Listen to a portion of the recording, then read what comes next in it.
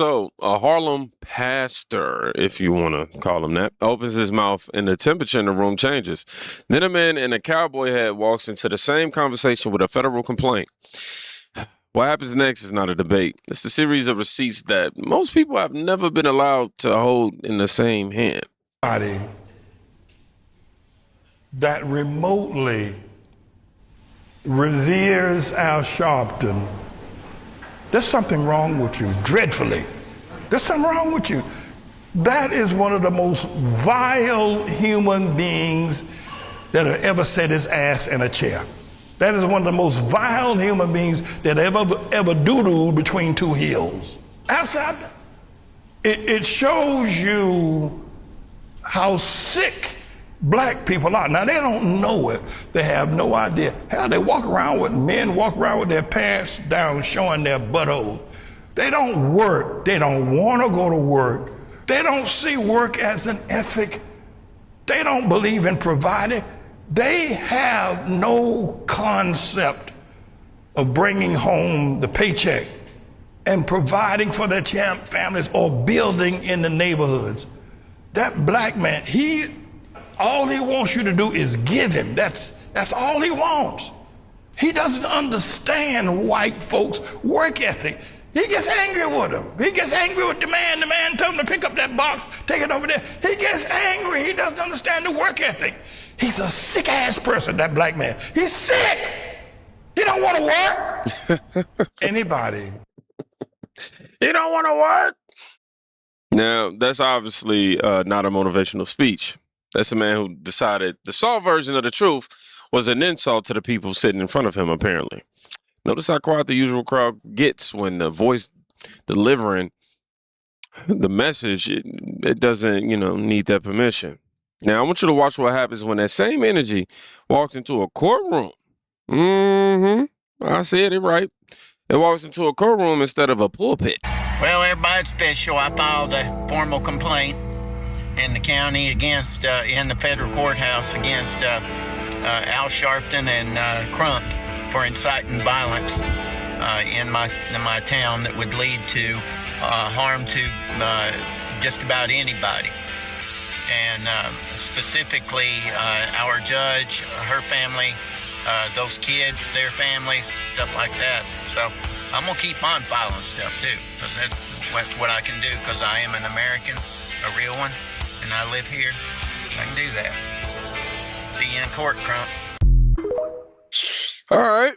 So a regular citizen just filed paperwork on Al Sharpton and Benjamin Crump for allegedly lighting racial fires in his own town for profit.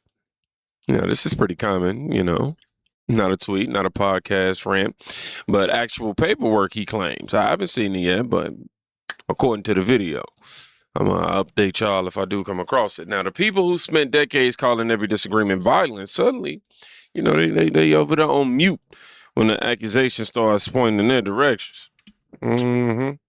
But speaking of turning every gap into proof of evil. If you really want to see the racism white people say doesn't exist, look at the wealth gap. That's all you need to know. I guarantee you not a single black person owned any of these boats, right? So if you want, let's say you want to be able to afford something like this, where would you do that? All these environments that you would need to go to earn something like this, it's all controlled by white people. You know what I'm saying? Especially jobs that are paying over $100,000, $200,000 a year. It's all controlled by white people. If you don't move a certain way that white people want you to move, you'll never get that money. So you'll never be able to afford something like this. This is why if you somehow figure out a way to finagle and outwit the system and you manage to get money to buy something like this and white people see you in these areas, they're going to start questioning, what are you doing here? That's why they be asking you, what are you doing in my neighborhood? Because they know you're not supposed to have the money. They're not supposed to give it to you. If you really want to see the racism. Now, this man looked at all those boats and decided the only possible explanation was racism. Not credit scores, not risk tolerance, not the fact that the building wealth usually takes more than, one generation. Just skin.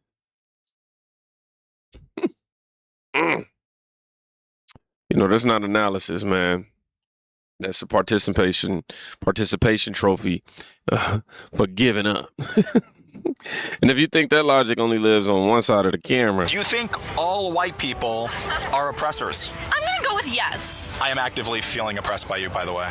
Wow. In what way do you think you're actively oppressing me? All white people contribute to racism in some way, whether they realize it or not. In what ways are you actively contributing to racism? By being a white girl from New York City. By doing what? By living here. So if you left, you wouldn't be contributing to racism at all? I think I should go back to Edinburgh. I think I should go back to Scotland, where my ancestors are from. My ancestors are from like Western Africa. Should I go there as well? If you want to. So who should stay in America? Native Americans. That's it? I'm pretty radical. Like, I think we should give all the land back. I don't know how. Are you actively living on stolen land? Yes. So if I were to break into your house, you'd let me stay because it's stolen anyways, right? Maybe. Let's say you didn't know me. Okay, you got me. If someone came into my house, I'd probably call the police. This is actually pretty fun. she just said every white Do you person. think all Oh, my fault, y'all. She just said every white person is an oppressor by simply existing. That the land should be returned and that people who refuse should be removed. This is what happens when you teach kids that history is a crime. Well, a crime scene, let's say that. And they are either the body or the killer. No individual, no present, just inherited guilt with no statute of limitations. Now, here's the part that never really makes the approved timeline. They want to be in bondage, and that scares the daylights out of me. You know, history has a way of destroying the stories that we were told. Back in 1921, a black man named Anthony Johnson arrived in the English colony in Virginia. Like many Africans of that era, he came under forced circumstances. He was an indentured servant. And after years of labor, he gained his freedom. He didn't stay poor.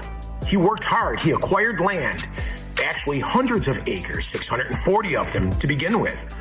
He became one of the wealthiest black landowners in colonial Virginia. He owned livestock. He built a successful tobacco plantation, and he accumulated servants and laborers. One of those men was by the name of John Cansor. Cansor eventually claimed that his term of service had expired. A white neighbor by the name of Robert Parker believed Cansor had served long enough and encouraged him to leave Johnson's plantation, which he did. He did so quickly. But Johnson wasn't having any of that. He sued the white farmer, Parker, and the case made its way all the way up to the Virginia courtroom in 1655. And in the first time in American history, the judges ruled in Anthony Johnson's favor. John Cansor was ordered returned back to Johnson for the remainder of his natural lifespan. That ruling became an early precedent recognizing lifetime servitude in colonial Virginia and marked an important step in the legal development of slavery in English America as we knew it. Now let that sink in. One of the most uncomfortable stories in American history isn't black and white. It's about human nature. And scripture warned us long ago, long before America existed, that the heart of man was deceitfully wicked. Sin doesn't care about your skin color. Greed doesn't care about your ancestry. The desire to control another human isn't owned by one race. It belongs to fallen humanity. Like the book Uncle Tom's Cabin that depicts a man that did all he could to save the slaves that were on the plantation, it took two black men, one by the name of Sambo, the other by the name of Quimbo, to find Uncle Tom, the actual hero of the story, and beat him to death. And that's curious because the Democrats today will call me the Uncle Tom. But I'm trying to do the same thing. I'm trying to deliver people from the iron shackles that they just can't see. You see, because I see different chains. I see the chains of addiction stealing our sons and daughters. I see the chains of fatherlessness becoming normalized in my city. I mean, it's upwards of 78% are born out of wedlock, where it's just normal. I see neighborhoods trapped in generational dependency. I see dependency as the new plantation.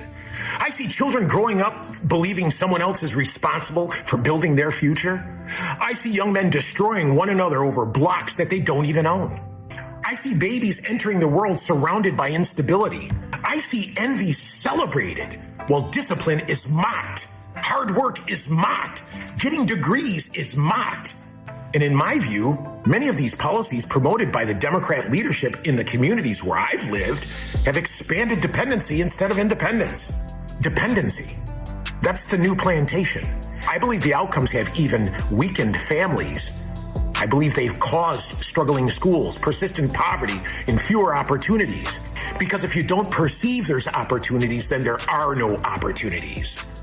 That's my conclusion after watching these patterns for 5 decades. And those chains aren't made of iron. They're chains of the black mind. It's not even the black mind anymore, folks. It's everyone that votes Democrat. Everyone. Everyone that votes for Democrat socialism. These are chains of addiction, chains of dependency, chains of hopelessness, chains that convince a free people that they cannot stand on their own. And I'm done accepting those chains as normal. Yeah, that's right. I believe God created us for freedom, responsibility, family, faith, and purpose. That's the future that I'm fighting for. I'm not trying to rewrite history. I'm trying to make sure that my grandchildren don't have to repeat it.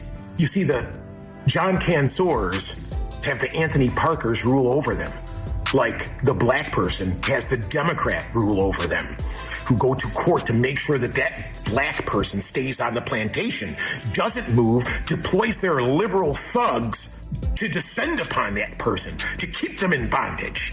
And what really bothers me the most is that there are people foolish enough to fight for the Sambos and the Quimbos and the Anthony Parkers of the world. They will fight tooth and nail. They will fight you. 1655, Virginia. A free black man named Anthony Johnson goes to court and wins the right to keep another black man as a slave for life. That case helped lock lifetime slavery into colonial law. If your version of history needs every black person to be pure, victim, and every white person to be pure villain, the chapter has to disappear. It didn't.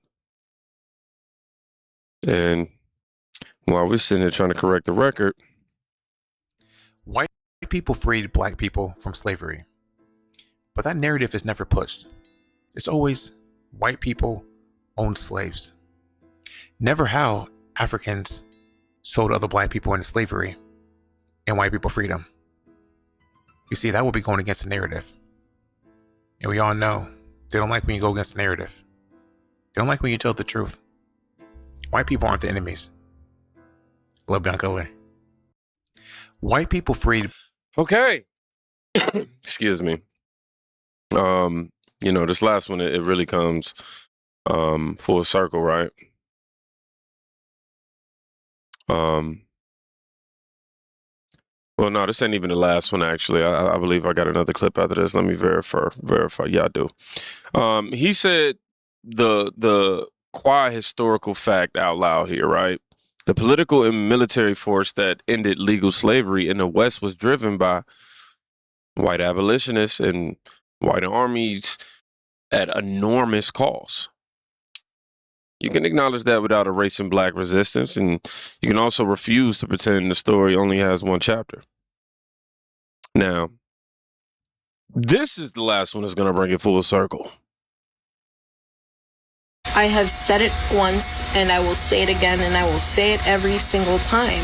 You put a black person in absolutely any field and absolutely anything, they will dominate. Every time. Black people are just superior. It is also my theory as to why we are not as advanced in society as we should be by now. Because we've done nothing but suppress and diminish the work and the credit that black people have in society. And there's a lot of amazing things that we have because of their creations, because of their ideas, their intelligence, their creativity. And you can't say the same for white people. So I just can't wait to see more black leaders. Now, we get the mirror image, right? A white woman claiming black people are simply superior And the whole system, well, I'm gonna even say white. I say Hispanic. My fault, y'all. I went a little too crazy with that. I don't know. Light skin. Claiming black people are simply superior and the whole world is delayed because of hatred towards us. Same racial essentialism, just different jersey, right? The second you make worth a skin color, you've already lost the argument for equal treatment under the law. The through line isn't hate here, man. It's the refusal to let any group be reduced to a cartoon, if you will. Black Americans who claim the full record, the pastor who won't soften it, the citizens who file paperwork, and the people who remember Anthony Johnson are the ones actually treating their own history like it belongs to adults. Everybody else is still arguing over the children's version. So I want you to drop the word agency in the comments if you made it to the end of this video. That's why I know you stayed to the end. And you will know the truth, and the truth will set you free. Yeah, I know that one already. Be safe. Go check on somebody today. You can quite literally be saving their life. Peace.